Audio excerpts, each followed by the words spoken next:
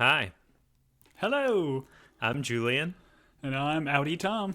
We are Team Binge. We are here to talk about Severance, Season 2, Episode 1. We did not cover Season 1, so don't go back and try and find it. If you've just discovered us, we've done other shows, but through peer pressure and threatening letters from senators, I guess, we have decided to talk about Severance. Tom, I'll give you the floor. You were the first one that kind of advocated for this show, and then we've had multiple listeners reach out and ask us to cover it, which may seem like something that didn't happen, that I'm just saying that. But, Tom, you came into the show early. You enjoyed it. You watched it when it first came out. And we're back for season 2 after 3 years, I believe. Were you Yeah. excited for this? I am, and I think a lot of people on the internet are too. I think this was one of, like, when Apple first came out, this is one of their big shows that was critically acclaimed, and it was so well done.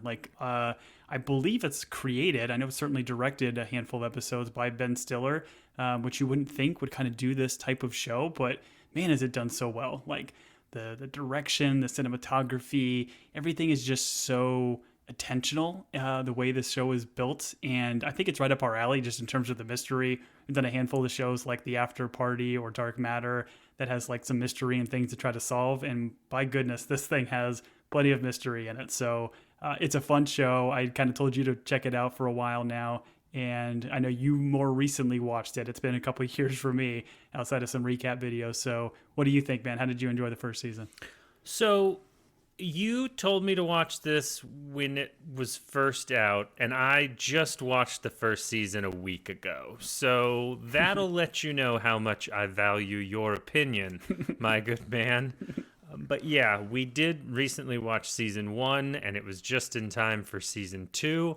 I gotta say, I got to episode 3 in season 1, and I was like, it's good, but does it really it didn't really draw me in. And then somewhere around 4, I was like, all right, I'll stay up until midnight to watch the next one and the next one and the next one. And then it ended on a pretty good cliffhanger, and all of them being woken up for the overtime contingency or whatever it's called.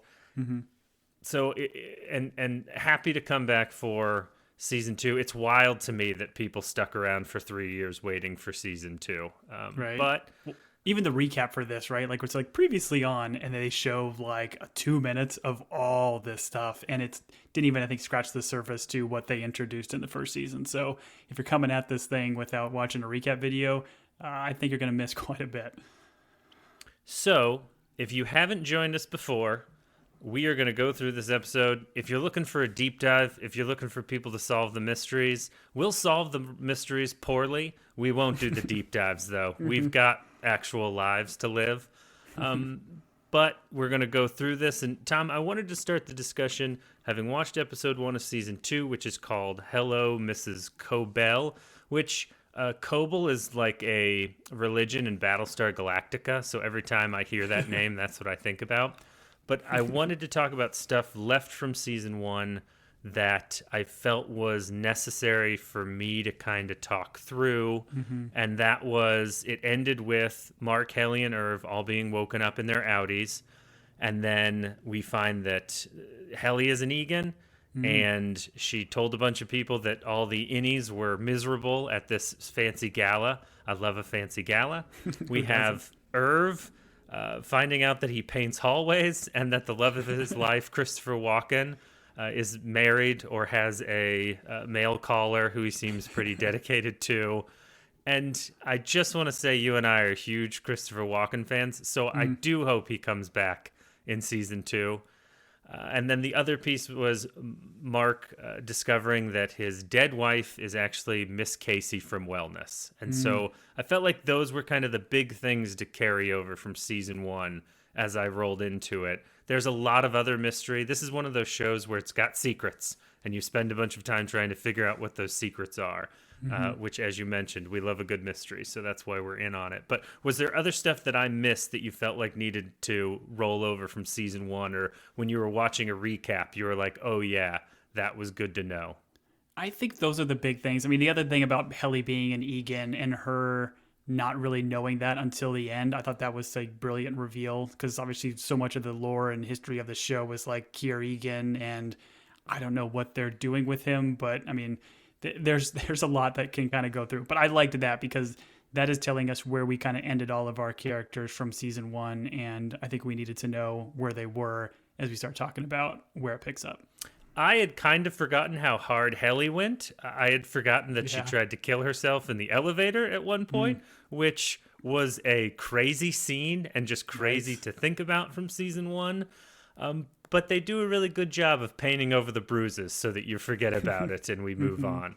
I mean, we should say up top, though, like, just this whole concept is just horrifying. And I think that's why the show was so well received. Like, when they showed the transition of them going down the elevator and, like, the way the camera kind of, like, fisheye lenses or whatever and changes and their eyes kind of flicker, and just how terrifying it would be to be an innie, and that just happens, and then it's immediately the next day for you and you're right back to work. Like, you have no other time. It's a fascinating concept, and that's why I think it's a cool show. So this is funny. We haven't actually talked about this, and we should remind people that you and I are friends outside of this. I'm actually for Severance. I think it's a great idea. Okay. As someone who's got a terrible memory, it's kind of like being severed at all times. Someone's like, hey, do you remember so-and-so? And you're like, nope. And you're like, hey, remember how many children you have? And I'm like, I think I have a rough estimate. And they live in my home with me. So I like that you find it scary. I think it's pretty dope, and I'm all for it. So, But don't you work from home? I do work. I do work from home. Yes. So once again, it's like I am severed, but I work from home. So having a poor memory, very similar. But listen, this is something we'll work out as we talk through season two. We can figure out whether or not I'm right or you're right, and whether or not at the end of this, one of us will want to get severed for real. Is it called severed, or is it just called like getting severanced? I don't really know. I think severed's a verb. I think you're okay with that. Okay, wonderful. The other stuff I wanted to mention that we should remember, because the show moves in such a way that, much like Helly's attempt, you can kind of forget about some of the major stuff. Season one, a big part of it was Mark S's buddy Pete escapes, gets Severance reversed, dies, and then we have a doctor who's actively trying to help him kill the head of security. Guess what? We move on from that relatively quickly. And it's something that after 3 years you can forget. I thought the hiding of a body would be a lot different, or at least a lot more difficult. But in this world, it feels like all the people are... all the homicide detectives are severanced, so they forget if you don't find the murderer within a 48-hour period. The other piece, and it comes into play with the gala that Helly speaks at, is that politician that is involved in like severance, not reform, but advocacy, and that his wife was at the same birthing place as Mark's sister. And she apparently was severanced in order to give birth. Another thing in my own life that someone who I live with is often like, oh, do you remember when I was having so-and-so, one of my, I don't know, many children? I can't guess at a number. I've forgotten those. I just know that she smacked the smoothie out of my hand as she was laboring, which is a... You've always wanted to forget that moment. Yeah, it's a Phil Dunphy joke. And then the last piece, and I want to spend maybe a whole podcast talking about the self-help guru, the brother-in-law. This actor is in a TV show called The Patriot. It was an Amazon show. It was a dark comedy that no one watched but a handful of us. There's dozens of us. This guy is incredible. And the fact that his book made it into... the MDR department, and it had a profound effect on all the innies, I think is just something that like was a through line that I hope they pick back up. I hope that guy is in season 2 as well, because he's not in this first episode. Yeah, I'm sure we'll see him again. Yeah, I don't know. I feel like I've seen him from something else too, but I can't put a finger on it. But I loved him in the first one. And yeah, his book of just nonsense and platitudes, it's fun how they just essentially make this their their Bible because it's the only book they have outside of I guess, the handbook or whatever their company manual. Sure. The bit where he says a camera stems from like the Latin camaraderie because you take a group photo with people or something, that just is an incredible. That honestly, I've got that memorized in the same way I was memorized Bible scripture. Just incredible. Okay, and that's about the level of detail we're going to go into on this one. So if you need a bigger deep dive than that, our friends that are listening, we may not be for you. But Tom, I'd like to get to my questions. And I feel Great. like these questions are pertinent. And you mentioned that Apple's kind of this show like helped them become big in this space. I would argue maybe the iPod did. But I want to talk about Lumen as a company. We've seen them manufacture goats or like miniature goats. We've seen them manufacture watering cans and like those little picture things of someone doing like a karate move, something we'd like drop from planes over Iraq in order to let them know that we come just for the oil and for a little bit of peace. Like, what is Lumen as a company? I don't know, like especially in this episode where we get, and I think there's a lot of like internet stuff you can do. Like they released a actual manual or like I can't remember what they're called, but there's like letters that you can find on the internet that does a little bit more of their backstory. But I think it's described as like a medical company, right? That eventually just becomes like Lendl Global, like we're in everything kind of a deal. We keep you alive. Yeah. And I thought it was interesting too when we get like that building cartoon claymation thing later where they show the building like that was made in the late 1800s, whatever, when the company was first started. And then it like being the same building just rebuilt over and over again. Like maybe this has all been on the same grounds. I thought is quite fascinating. But they also mentioned that they're in 206 countries all around the world. I don't know what to make of this company. See, my confusion is almost when they talk at the gala with Helly and her dad. And I don't know why rich people have bad haircuts, but the guy that owns the Raiders is like the number one example. So my question with all of this is Severance is not a product, but it seems like it eventually as a procedure wants to become a product, but they as a company must make other things. They must be in other things because Severance is not, it's something they use for their workforce, but it's not something they deliver in the world. Or is that a product that like someone working at another company could be Severance dist? I don't think so. I think it's a whole idea with like the political stuff, right? And like them trying to get the senator and other people like on board to get it past congressional hearings. I don't know. But yeah, they have to be a bigger company that's making other things, but their controversy is around the severance procedure, is my limited understanding. Okay. So, with limited understandings, let's dive into the cult of Egan and Keir Egan and all of this stuff. Now, I feel like at one point, Irv pulls out a map, and the map is of Keir. So is the place they live in like the snowy part of do we know what part of the world they're in? Maybe this is a bad question to ask because No, I watched an internet video, and again, because of the mystery of the show, I don't know what to make of it. But apparently there's like news, or not news, but there's like letters that you can see, and there's like addresses on it. And instead of having like any state in the U.S., it's like its code, it says like PE. So it's not like Pennsylvania. Arizona. It's not somewhere else. That's the state for Pennsylvania, Tom, as we all learned in grade school.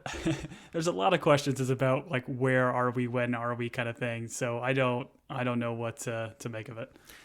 So the cult of Egan and that whole weirdness where it's like they've got a handbook the size of the Bible. There's the waffle party, which is like some weird cat furry ritual in a bedroom with waffles. There's the founders like automatronic wax museum, and there's all this history. Like that stuff I find interesting as someone who appreciates the study of like religion. I don't know.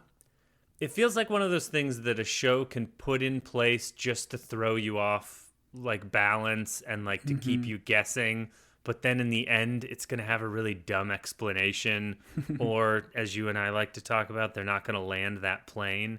So I'm a little bit nervous as to what all of that stuff means, but like Miss Cobell, she seems to be Rather devout. a rather she's got her little altar in her house, and it looks like she put some work into it. And rather than having a nice like breakfast nook, she's got all these clippings and candles and different stuff. So I find that aspect of the show very interesting, and I'm sure I don't spend any time on the internet studying this show, but I don't know if they're trying to say something more profound about like what belief and like deeper, these businesses that have like mottos, and like how deep a company's culture can go, like where does it cross into religion as opposed to just the fun stuff we say in the break room in order for people not to hang themselves in the elevator.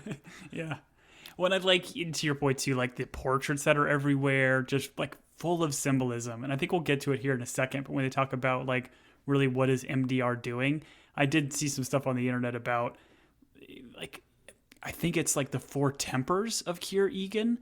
So like, and I guess I'll just jump to it. So when they're in macro data refinement or micro data refinement, macro, what are we? Macro, I believe. Macro. No, maybe it's micro. I don't know. It's macro. This is the detail you get on this podcast. Yeah. But like when they're putting it in buckets, I think they actually like stand for like woe, frolic, dread, and malice. Because I think there's a part in season 1 where Helly's like putting the numbers together, and she like puts a sequence together, and she's like, oh, these make me feel scared. So those would like fall in the dread bucket. So there's a lot of like conjecturing and stuff online about what they're actually doing. Are they maybe trying to rebuild the minds of Kier Egan and bring him back to life in some form or fashion? It's fascinating. So as I was watching my first season, I thought my crazy theory was that these are all criminals and this is some form of prison. And so if you took the acronym of their sections, it was like what their crime was and what they were in for. So MDR was like, okay, these guys have all murdered someone, and this is essentially like time prison, where they take your mind and they put you in a soulless office. And then I'm trying to remember what Walken's department was, but I could come up with I came up with a crime for that section as well. Yeah. But my theory quickly fell apart when they started living lives outside. And the one thing I find a little bit weird is these guys have outside lives. We see like Mark's outside life with his sister and but really the most we see from them is them talking about like Severance and like, oh, you're part of the Severance program. I've got to think those relationships are deeper enough that we should get more of that. Does that make sense? It's almost like those characters on the outside are only there to bring up how weird it is that he joined the Severance program. Right. Does that make sense? I think you're fair. And yeah, we spent so much time with Mark and only that small little bit with the other characters at the end and their outies that maybe we'll get more of that in season 2. I guess what I'm getting at, Tom, is get rid of everyone but the brother-in-law. I just want to go on his book tour. I just want to learn at his feet. He makes a lot of great points, and I can't tell you how much I enjoy that actor. He's just so great at playing like pompous but trying to be humble. And also, like, can you imagine if that was your brother-in-law? Like, just how brutal that would be to have to go to his book. Tom, can you imagine being related or being friends with an author that made you come to their book reading? I think I would probably pull a Helly.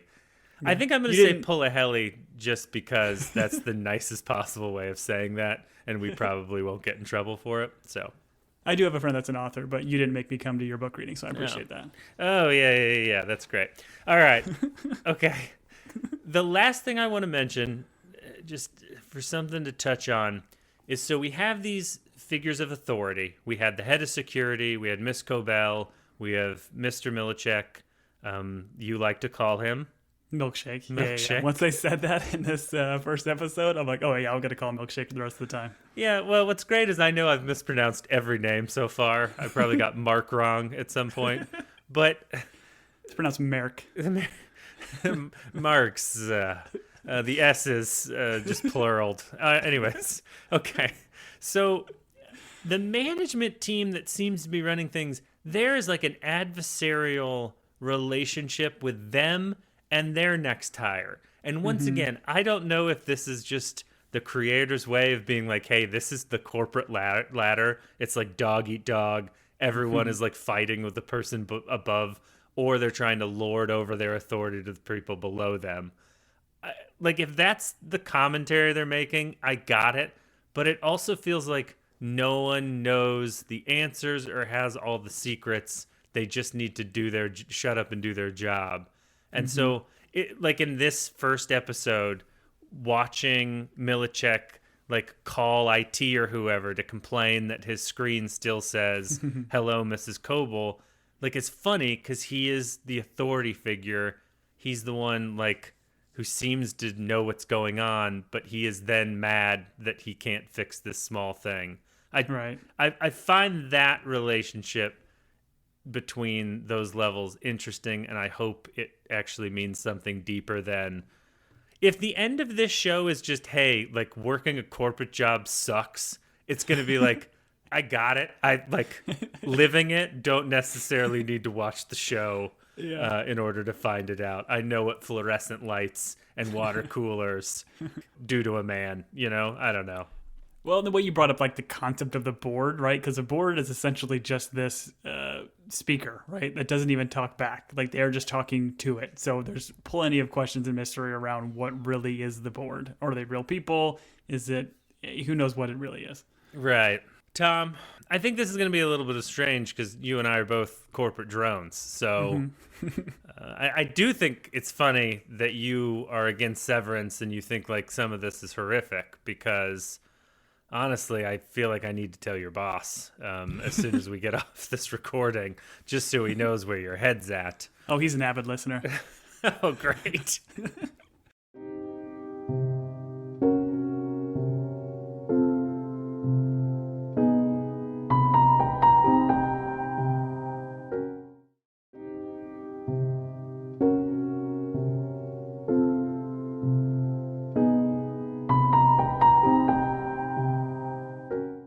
All right, let's dive into this episode in a little bit more detail. That's kind of the stuff I wanted to hit from the higher level stuff.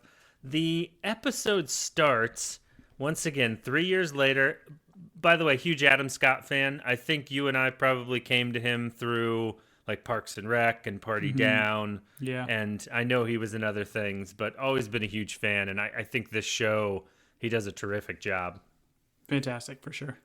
And Derek from Step Brothers, can't forget that role. That's right. That's right.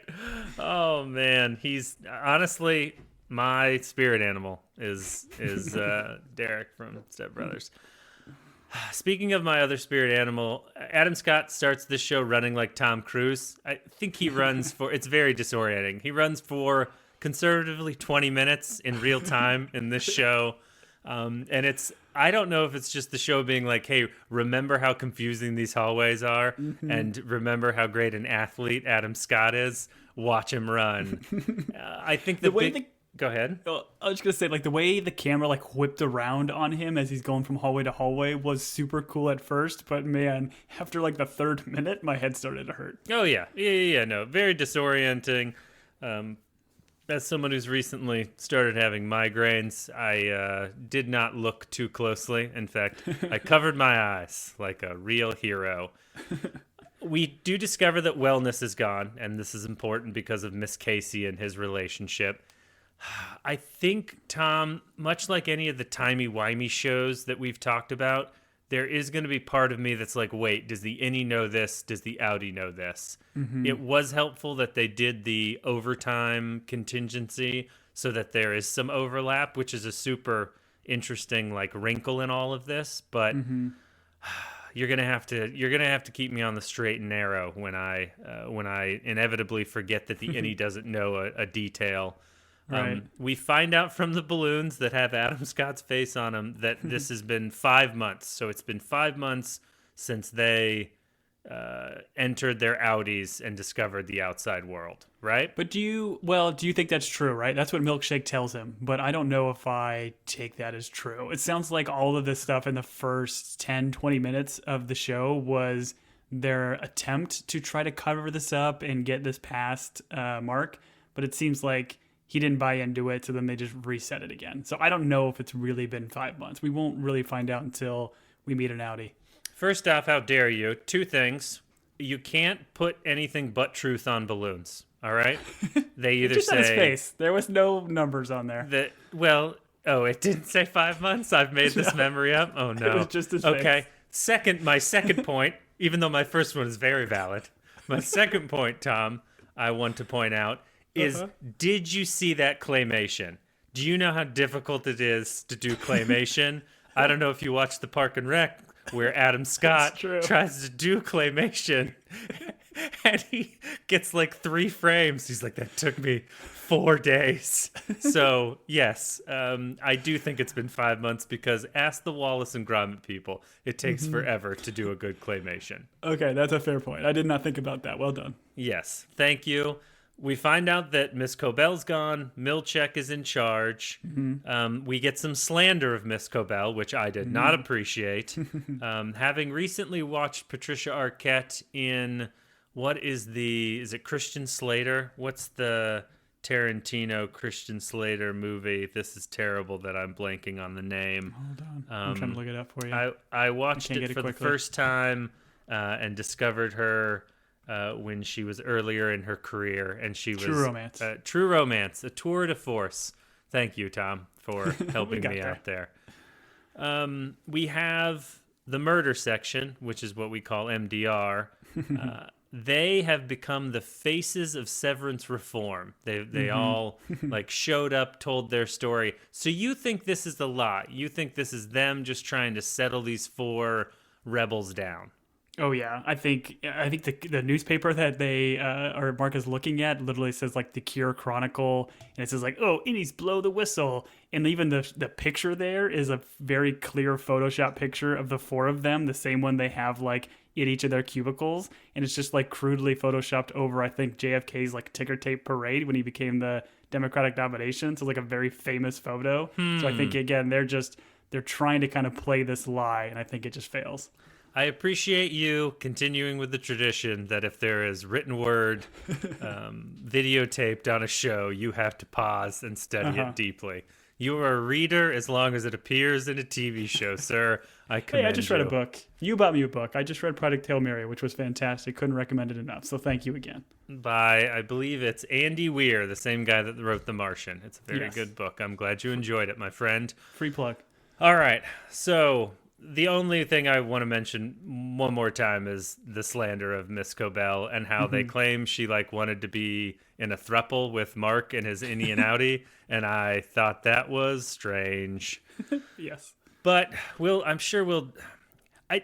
have not seen the end of her, correct? No, she's definitely going to be back. Like, she was too prominent in the first season as kind of like both an innie and an Audi and involved in Mark's life, that she's definitely going to be back. Right. So as they're trying to like calm Marcus down, they show him his new team, which Arrested Development alert, Tom, maybe Funke. This was so great. I was like, surely Funke and maybe Funke, twin sisters from Arrested Development, shows up here as Gwendolyn Y, and it was wonderful. Yes, I just wanted more of her, like right when I saw her. And even like the other 2 guys, like, I don't know, like the old guy, the Italian dude, like whenever you see new characters, you're kind of like, are they going to fit? But I felt like all of them fit in this world so great. It's like pseudo replacements for the other crew. Now, do you think they are going to come back, or was this just some stunt casting for the first episode only to bring back our original crew?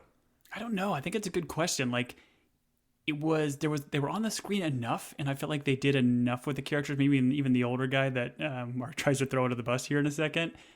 He had quite a few lines that were interesting, and I want to know where they came from. Like, they came from another office. They talked about like the other color in the other office or whatever it was.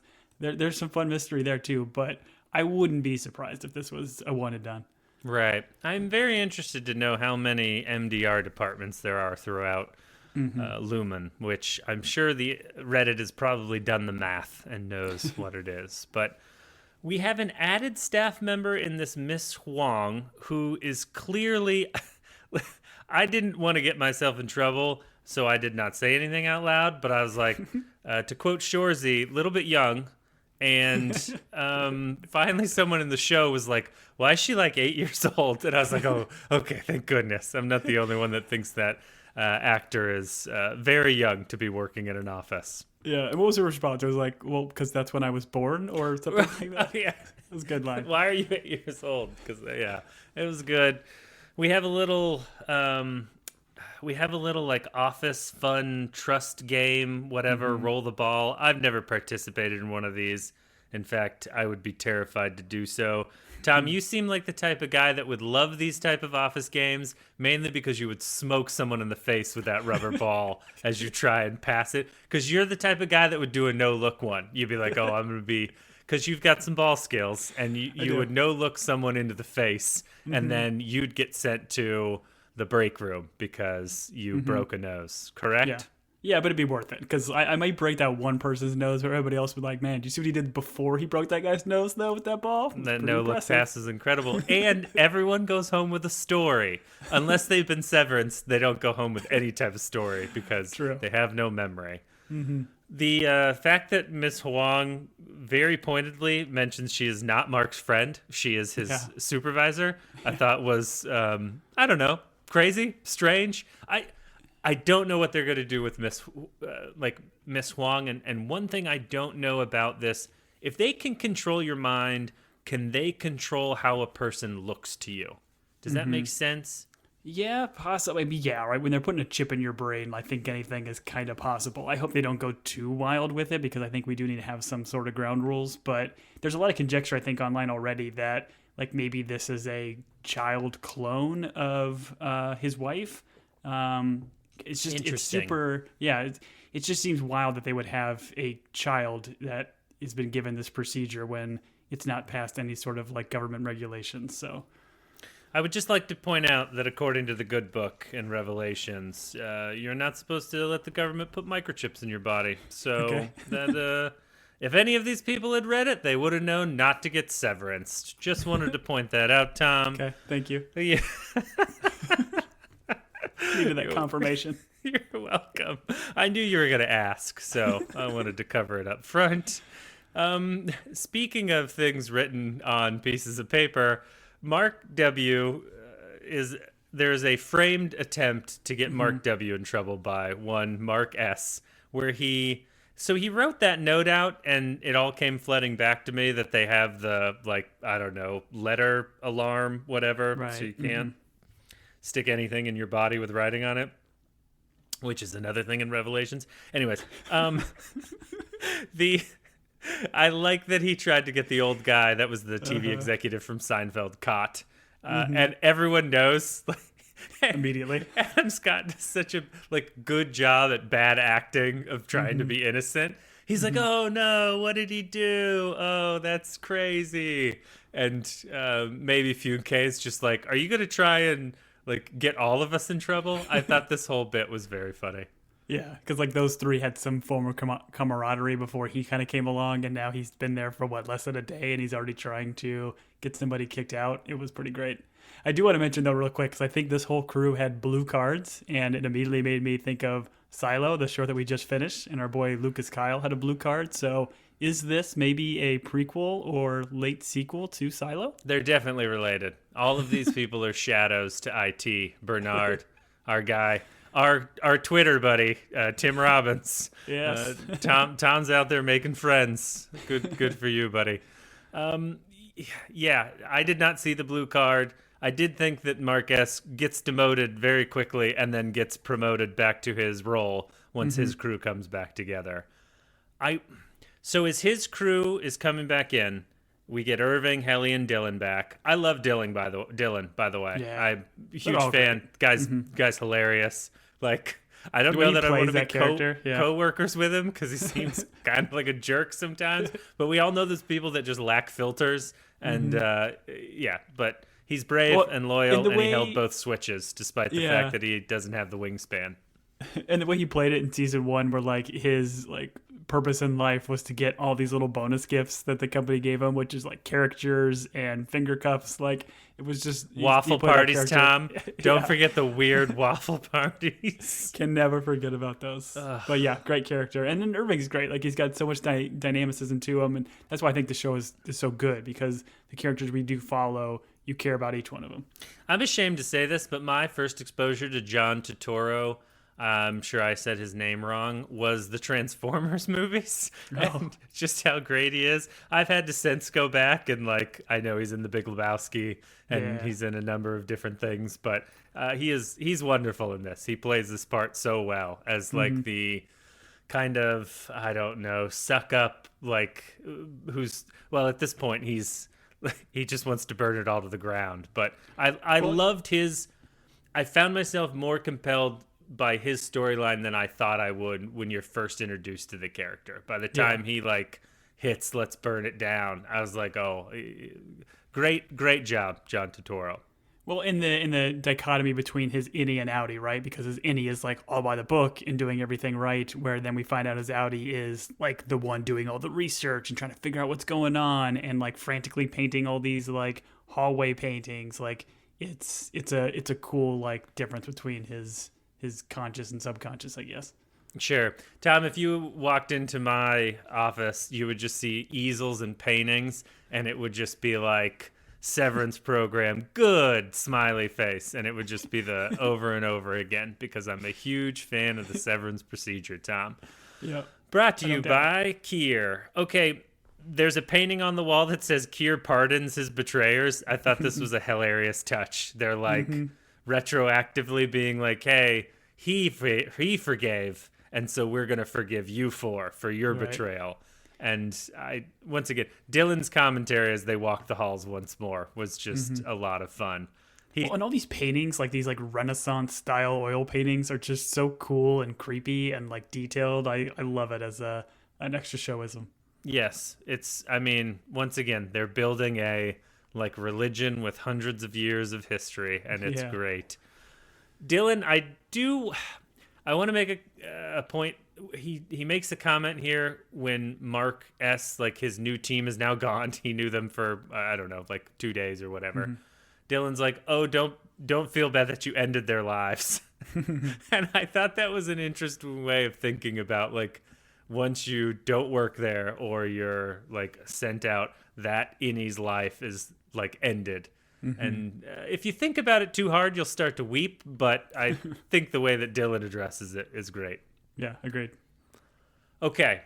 Milchek brings him in and he gives him the whole like, hey, this is what you guys did. We felt bad. You guys are like the face of Severance, evolution, whatever it is.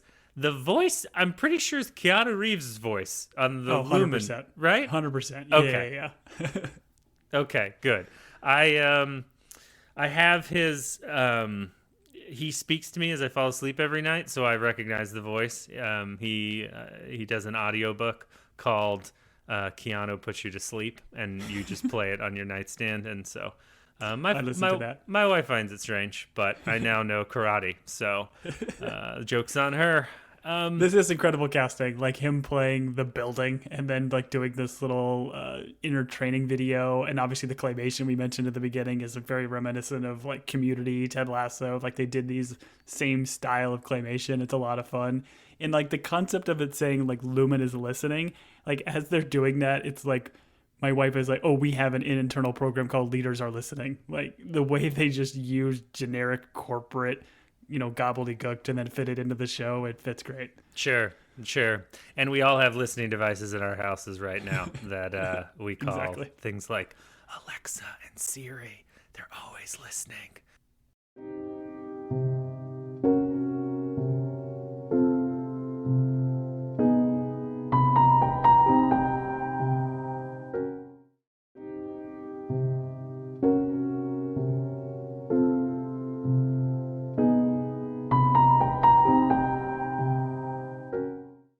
So we get phrases like MDR heroes, murder heroes, and we get the microdata uprising.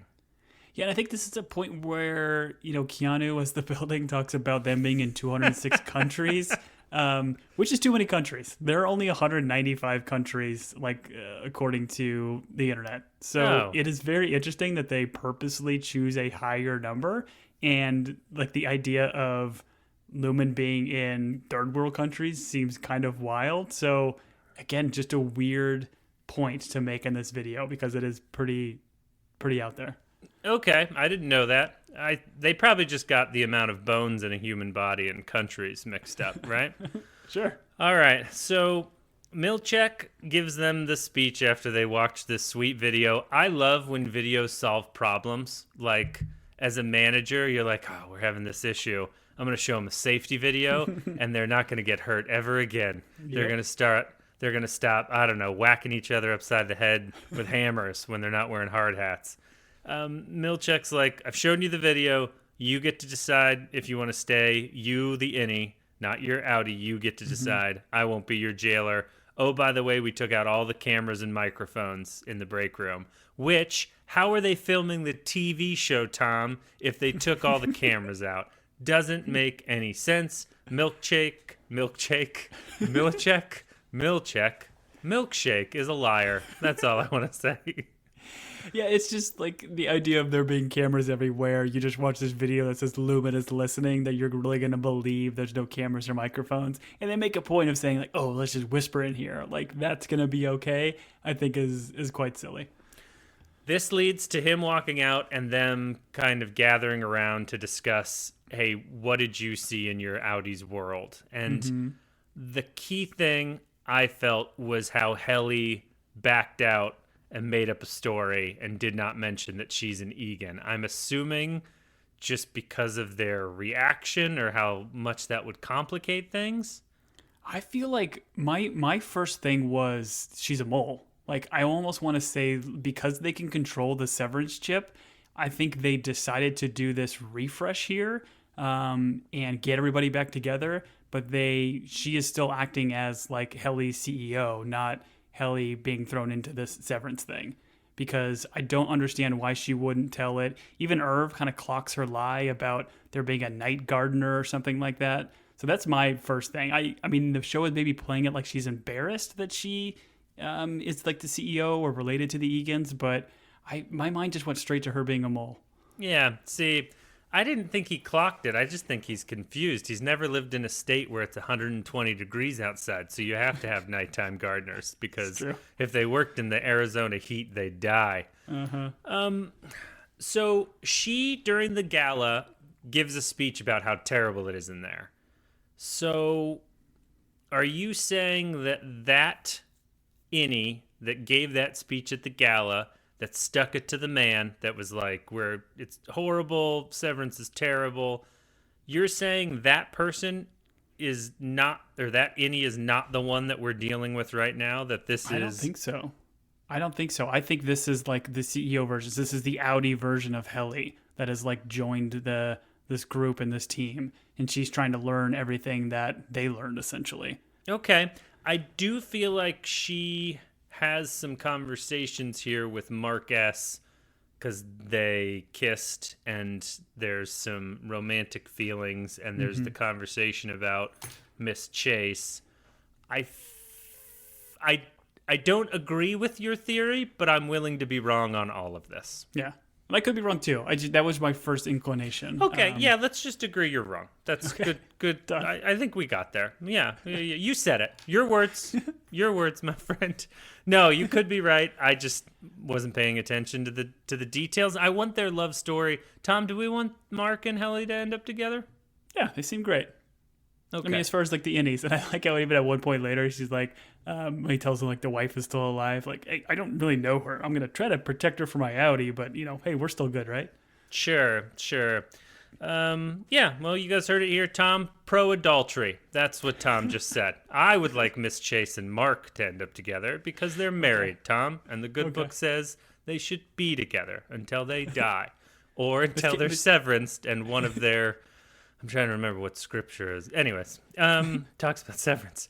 Revelations, probably. Anyways, so we find out all these guys are at a decision point of whether or not they're going to stay. And so the decision point for Mark is he has got to find his wife, who he's legally married to, and he loves and would never adult her. I don't know if that's how that goes. And then Helly, I guess Helly is staying in order to help him out. Well, she gets like very defensive about like, hey, we are not the same. We don't owe them anything. And again, like to me, that doesn't seem like the same Helly we saw in season 1. Like that might be the CEO version of Helly, and like seeing all the video or conversations that her Innie was having with this group, and is trying to be more aggressive. Again, I could be off base here, but So it just seemed interesting. if I'm reading into that line where she goes hard into we're not the same people as our outies, like you think that is her trying to convince these guys that she's the innie, like she's almost playing to. Yeah. Okay. I think so, but I think Okay. it can kind of be read both ways. Like she's trying to play it hard, but at the same time, we've seen that the outie version of Helly cares so little about the innie version of her that even though she tried to commit suicide, she still didn't care and said, I own you. You got to stay in here. Right. Okay. I'm coming around. Remember when you said you were wrong? I don't know. I think maybe you jumped the gun a little bit on Maybe you're the giving one up that's on right. theory. Maybe I'm the one that's right. I'm the one that said you were right. I've been right all along. Oh man. See, you can tell I grew up in the corporate world. I know how to make something my own win. More importantly, let's, as we close this down, talk about this lovely Dylan and Irv, like where I don't know that these two were close in season 1, or like you got that, but you get the sense that Dylan very much cherishes Irv. Irv is going through some stuff, realizing that the love of his life like cannot be his, and he's not going to be with him. And I think the like mutual comfort that comes from the two of these in this scene is lovely. And we also get the mention of all of the paintings with the hallway with the downward arrow, which I believe is where they send Miss Chase, right? Miss Casey, right? Yeah, Miss but Casey. I think that's Sorry. Yeah, I don't know that's who where Miss Chase is. that's your bank provider. They Don't send tell her them, Tom. Now they'll know. down the elevator, and yeah, we don't know essentially what happens to her or what the heck is down there. But yeah, this is a heartbreaking scene where Irvin's just like, I just want the pain to be over, and they have this like embracing hug, and they're still kind of whispering to potentially keep some of this stuff a secret from prying ears or eyes or cameras, whatever else is listening. But yeah, great scene and good back and forth between them. Right. And so ultimately Dylan asks him not to leave. And so the Avengers are assembling for season 2. They shan't be going away. The kicker at the end is when Milchick talks to Dylan. And part of this whole override contingency was Dylan discovering that he has a family on the outside. And so Milchick brings it up to him that, hey, I'm pitching an idea where there will be a family visitation suite for your Audi's family to come visit you. And this felt like, isn't the whole point of Severance that you don't think about the outside world? You just focus on your job? Is Well, the show his- trying to tell us that we can't just focus on our careers, that there's more to life than that? I reject that lesson wholeheartedly. I, much like Jack Donaghy on my deathbed, will say, I wish I would have worked more, you know? Yeah, I mean, Dylan's whole arc in the first season was like once he was still on board with everything Lubin was doing until he found out that he has a family, he has a wife, he has a kid, and then there was no really turning back for him. So I feel like Milkshake needed to do something to get him back on board. And I'm with you, man. I don't know how it works. Like, we get that they can flip a switch, but I mean, his family knows that he's severed, right? And that this person is different from the person that would show up at home every night. Because we haven't gotten any of Dylan's like outie life, right? Outside of him just like in the closet. In the closet, there was a kid who Milchick like shouts at. Yeah. Which is But great. yeah, I think it's essentially, Milchick doing everything he can to try to keep him in line. And it even starts right here by saying like, hey, you've got to keep this a secret. Sure. Well, Tom, let's do it the right way. He pulls his cloak on, he picks up his wizard staff. Milchek leans into Dylan and goes, "Keep it secret." Keep it safe. Excellent. Thank you. And that is how we do that. So, I'm interested. I'm excited. A show like this where it has, incredibly well-written characters. One thing that you and I have potted enough that, like, there are times in shows where a character makes a choice and you're just like, what? Why? That doesn't make any sense. I don't feel like the show has really done that for me at all. Everything is, like, deliberate. I heard recently that they're doing, like, they're renewed for a third season and they have, like, an end game. And so that to me is always promising, where you give a showrunner and a creator, like, hey, here's how many you've got. Like, if you've got a picture for how it ends, get there. And like, that is very comforting. And so I very much enjoyed the show. I hope they land the plane. I hope everything they do truly is deliberate. But at this point, they can severance me so that all I do is watch the show, is that how it works? Maybe. Yeah, I mean, I think they certainly have a lot of faith in Ben Stiller. Again, I don't know if he has done much writing or directing and stuff in the past, but I mean, he directed this first episode and I thought it was just incredible. And like I mentioned in the beginning, everything just seems so intentional. Like, just even the posters in the background of the break room, they all seem to be leading towards something. And I think there's a lot of like allegory in this, or like I kind of said in the beginning, of the way Kier is kind of seen as this like messiah figure. It's just, there's a lot of lore and stuff that you can kind of go in, which I think is just so cool. But like, yeah, the paintings, the posters, the clocks, the camera angles, I think are also very, very intentional, the way they film it. And there's just a super cool use of color. Like, and I don't know what they represent by any means, but there's very specific times when they're like blue or they're red, or like their office is like all green. Like, I feel like there's more to this than I even know that my brain can kind of process. But I think it's just such a clever and cool and well done show that I'm here for it, man. And I'm glad we're talking through it. Yeah, no, I appreciate you introducing this to me. Tom, it is my God-given right to let you know that Ben Stiller, in terms of writing and directing, both wrote and directed Tropic Thunder. Never mind. Where Give him all the money. Where Robert Downey Jr. played Kirk Lazarus and almost won an Oscar for that role. Where, anyways, I don't want to spoil it for anyone. Robert Downey Jr. in that role, just incredible, and would never be made today. So, yeah, MTV Movie Best Kiss Award winner. him and Tobey Maguire. Anyways, all right, we have been Team Binge. If you're joining us for the first time, we've done other shows. You're welcome to check out our back catalog. You can reach us at teambingepodcast@gmail.com. I am sure there are 1,000 things that we got wrong. If you want to send us an email to tell us that, we will accept it. We will even read it. But you'll most likely get a response if you just send us an email telling them how awesome we are. The other thing you can do is rate and review us on Apple Podcasts, Spotify. Tom's pretty active on the socials. Once again, he's buddies with Tim Robbins and Hugh Howey. So, Tom, what did I miss? Yeah, follow us on the socials of choice, whether it's Twitter, Blue Sky, Threads, Instagram. We're on most of the bigger ones, at Team Binge or at Team Binge Podcast. Let us know your theories, your thoughts. Again, there's going to be a lot that we're going to get wrong, or that we're going to conjecture about or miss. So if you've got some ideas that you don't think we're covering and you want us to talk through, please let us know, because this is definitely a show that warrants further conversation. So, and again, if you haven't already, like Julian mentioned, we do have a handful of other Apple TV shows. We just recently finished Silo, which had a very fun and exciting conclusion there. So if you haven't checked that one out, give it a go. We've done Bad Monkey. Ted Lasso is kind of where we got our start, the very first podcast that we did. So please go check out our back catalog and join us for this fun adventure. The last thing I'll say is, for those tens of you that wrote us and asked us to do Severance as the next show, you got what you deserve. So I hope you're happy. All right?